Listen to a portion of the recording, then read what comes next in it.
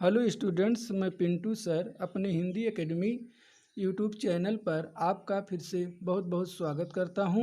आज मैं आपको हिंदी काव्य में सूरदास द्वारा रचित पद शीर्षक का 7वां पद्यांश पढ़ाएंगे, जो बहुत ही शिक्षाप्रद पद्यांश है। यदि आप पूरा वीडियो देखेंगे तो आपको ज़रूर पसंद आएगा। अब आइए आप पद्यांश को पढ़िए, ध्यान से सुनिए।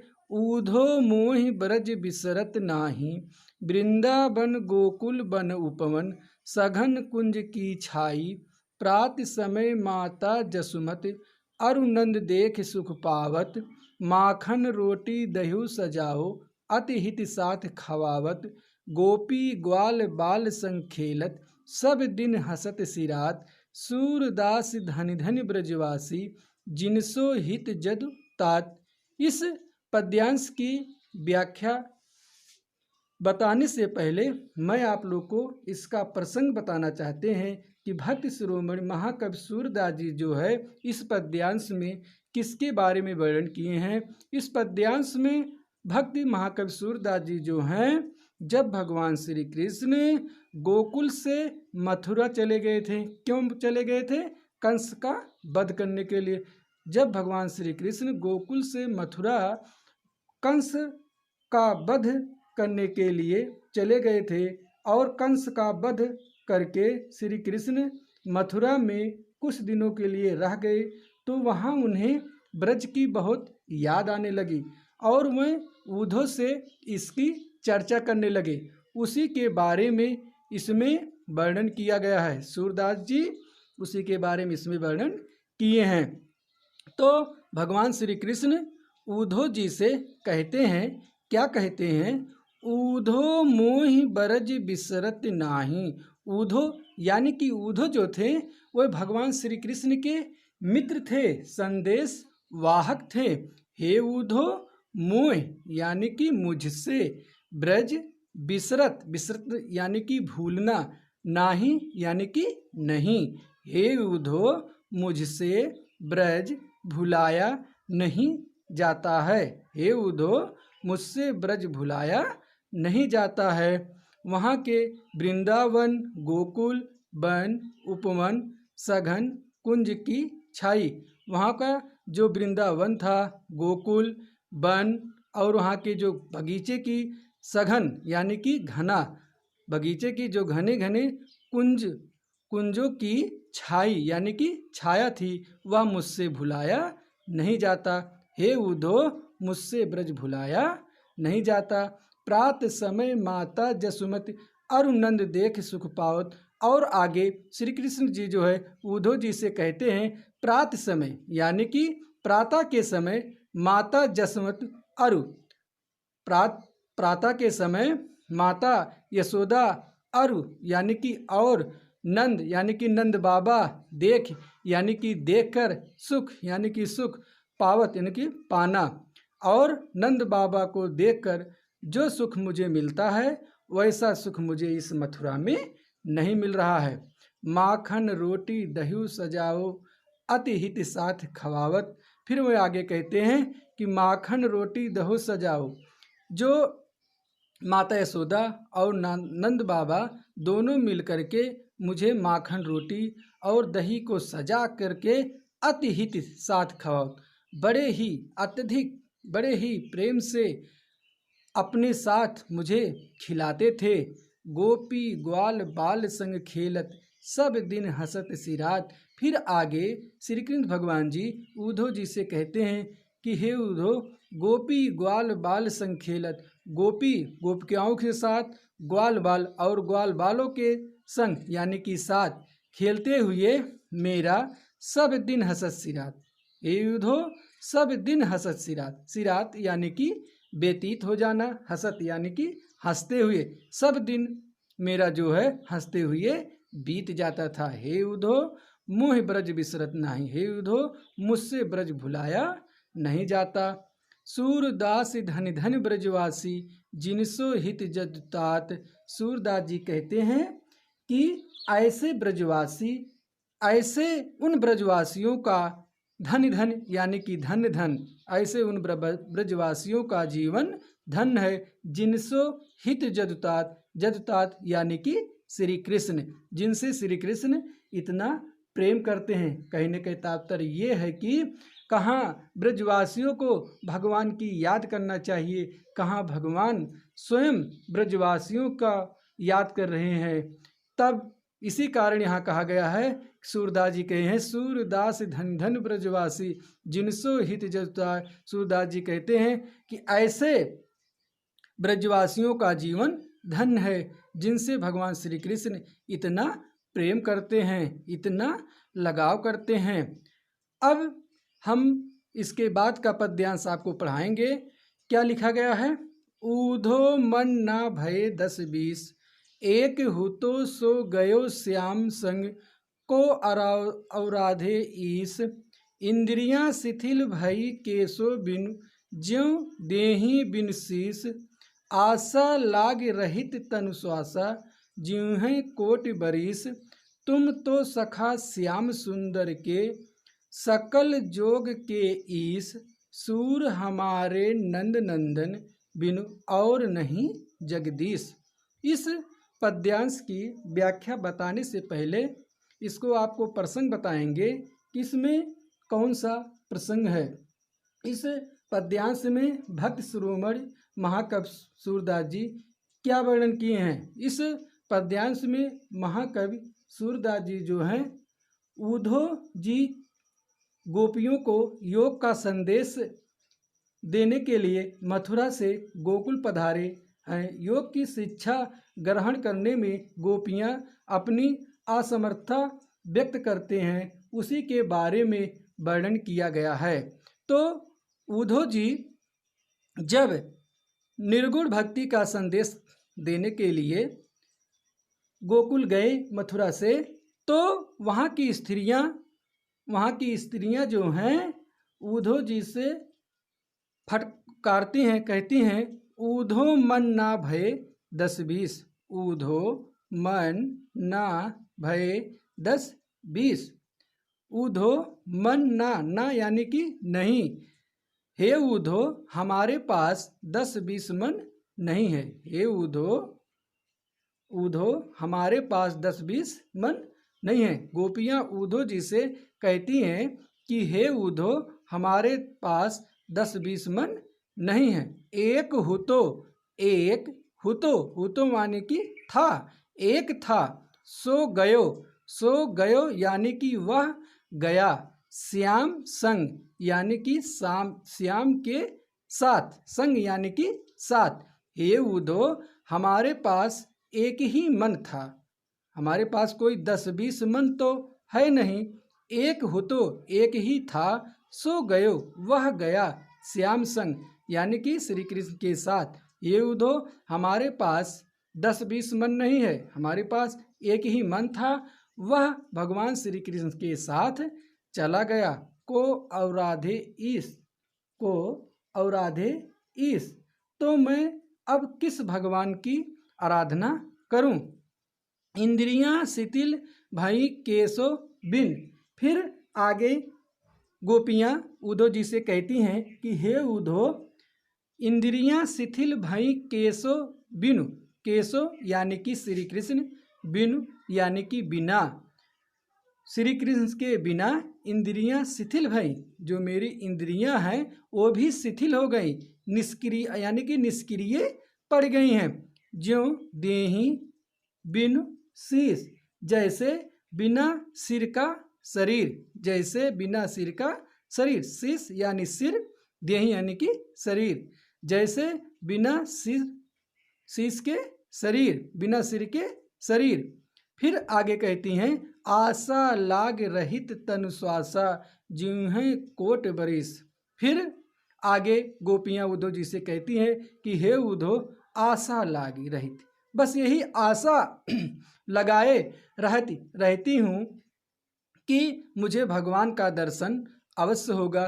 तन श्वासा, इसी दर्शन की लालाइश से मेरे शरीर में अभी तक श्वास चल रहा है। ज्यों है कोट बरस, और जब तक भगवान श्री कृष्ण का मुझे दर्शन नहीं हो जाता तब तक मैं कोटि बरिस, कोट यानी कि करोड़ों बरिस यानी कि वर्ष जीऊँ यानी कि जीवित रहना चाहती हूँ। जब तक मुझे भगवान श्री कृष्ण का दर्शन नहीं हो जाता तब तक मैं करोड़ों वर्ष तक जीवित रहना चाहती हूँ। तुम तो सखा श्याम सुंदर के सकल जोग के ईश। तुम तो सखा श्याम सुंदर के, हे उद्धव तुम तो श्याम सुंदर के सखा हो यानी कि मित्र हो। सकल जोग के ईश यानी कि ईश्वर, जोग यानी कि योग साधना में निपुण, सकल यानी कि संपूर्ण।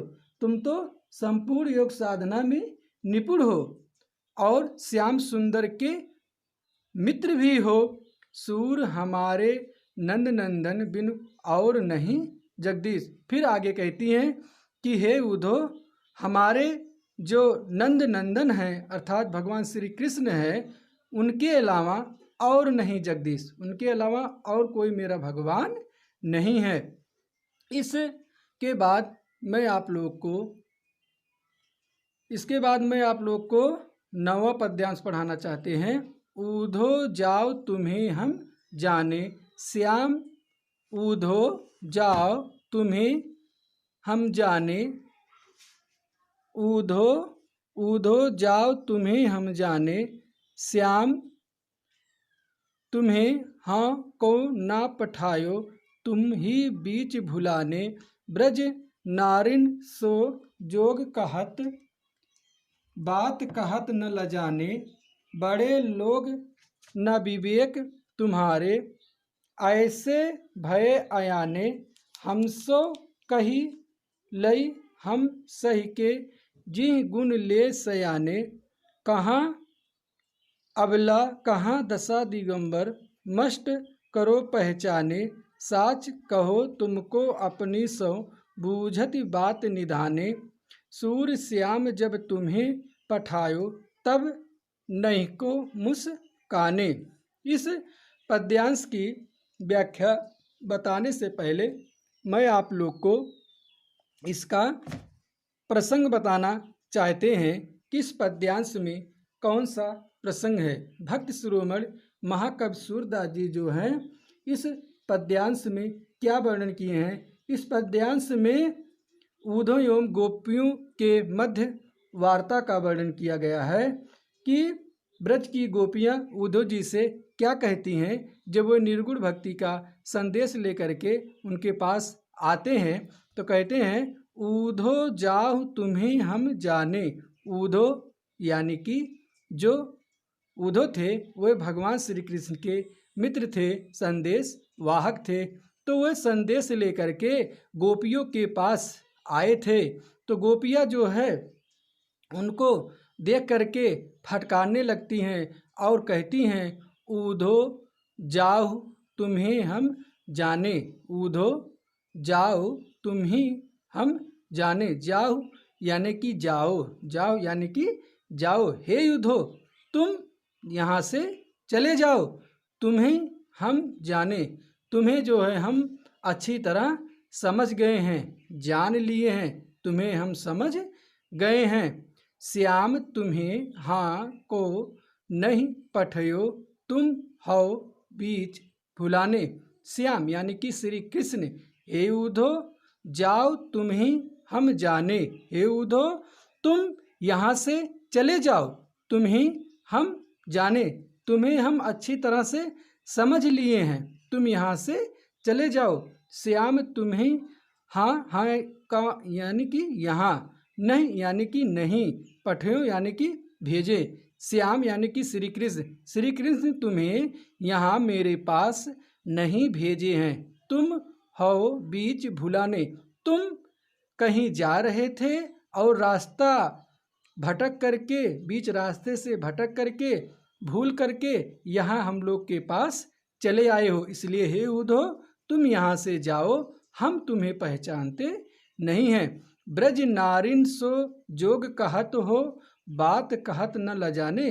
फिर गोपियाँ जो है उद्धव जी से आगे क्या कहती हैं, ब्रज नारिन सो जोग कहत, ब्रज की नारियों से, नारिन यानी कि स्त्रियों से, जोग यानी कि योग साधना, तुम ब्रज की नारियों से जो योग साधना की बात कहत हो, कहते हो, बात कहत न लजाने, बात कहत न लजाने, न यानी कि नहीं, लजाने यानी कि शर्म, आपको बात कहने में कोई शर्म नहीं आती है। जो इन ब्रज की नारियों से तुम योग साधना जैसी बात करते हो, क्या तुम्हें बात करने में कोई प्रकार का लज्जा यानी कि शर्म नहीं आती है? बड़े लोग न विवेक तुम्हारे। फिर आगे गोपियाँ उद्धव जी से कहती हैं कि हे उद्धव, बड़े लोग, तुम तो अपने आप को बहुत बड़े समझते हो, ज्ञानी समझते हो, न विवेक, लेकिन मुझे लगता है तुम्हारे पास कोई विवेक ही नहीं है, तुम्हारे पास कोई बुद्धि ही नहीं है। ऐसे भय अयाने, अयाने यानी कि मूर्ख, जो ऐसे अज्ञानता पूर्ण बात हम लोग से करते हो, बात कहत न लजाने, ऐसी बात कहने में तुम्हें शर्म नहीं लगती है? ऊधो जाओ तुम्हें हम जाने, हे ऊधो तुम यहाँ से चले जाओ, हम तुम्हें पहचानते नहीं हैं। हमसो कही लई हम सही के, हमसो यानी कि हमसे, कही यानी कि कहे, लई हम सही, सही यानी कि सहन करना, हमसे कहें तो हम उसका सहन कर लिए। अगर आप कोई अन्य गोपियों से कहोगे तो वह सहन नहीं कर पाएगी। जी गुण ले सयाने, सयाने यानी कि चतुर, जी यानी कि मन हृदय, गुण यानी कि गुणन कर लीजिए। हे उद्धो, तुम चतुर अपने आप को बनते हो, तो ऐसी अज्ञानतापूर्ण बातों का तुम अपने मन में चिंतन कर लो, मनन कर लो, विचार कर लो, क्या उचित है क्या अनुचित है, ऐसी अज्ञानतापूर्ण बातें मत करो। कहाँ अबला, फिर आगे गोपियाँ कहती हैं कहाँ अबला, कहाँ अबला, अबला यानी कि स्त्रियाँ, कहाँ हम स्त्रियाँ, कहाँ दशा दिगंबर, कहाँ ये जो दिगंबर हैं, दिग प्लस अंबर, दिग माने दिशाएं, अंबर माने जिस वो आकाश या वस्त्र, जिनकी दिशाएं ही वस्त्र हैं, दशा यानी कि अवस्था, जिनकी नग्न अवस्था जो दिशाएं हैं, जो जिनकी नग्न अवस्था है, मष्ट करो पहचाने, आप अपनी बात को पहचान लीजिए, मष्ट करो यानी कि चुप हो जाओ, साच कहो तुमको अपनी सो, बूझती बात निदाने, निदाने यानी कि निदान करना, स्पष्टीकरण करना, सच कहो। मैं फिर गोपियाँ आगे उद्धव जी से कहती हैं कि हे उद्धव, मैं जो है सच सच कहती हूँ तुमको अपनी सौ, अपनी सौ यानी कि सौगंध, अपनी सौगंध दिला करके तुमसे मैं सत्य सत्य पूछती हूँ, बूझती बात निधाने, पूछती हूँ बात निदाने, उसी बात का निदान करने के लिए, स्पष्टीकरण करने के लिए मैं आपको कसम दिला करके सत्य सत्य पूछती हूँ। क्या पूछती हूँ? सूर्य श्याम जब तुम्हें पठायो तब नहीं को मुस्काने, सूर्य के श्याम श्री कृष्ण, सूर्य के श्याम श्री कृष्ण जब तुम्हें यहाँ भेजे थे तब नहीं को मुस्काने, तब क्या वे तनिक मुस्काए थे? यदि मुस्काए होंगे तो हम समझ जाएंगे, कहने का तात्पर्य है यदि मुस्काए होंगे तो हमारी उपहास किए होंगे, हंसी के पात्र किए होंगे। अब आपका सूरदास का पद यहीं पर समाप्त करते हैं। अब आप लोग जो है इसके बाद का जो पद्यांश है उस पद्यांश को पढ़ने के लिए इंतज़ार करें। तब तक के लिए धन्यवाद।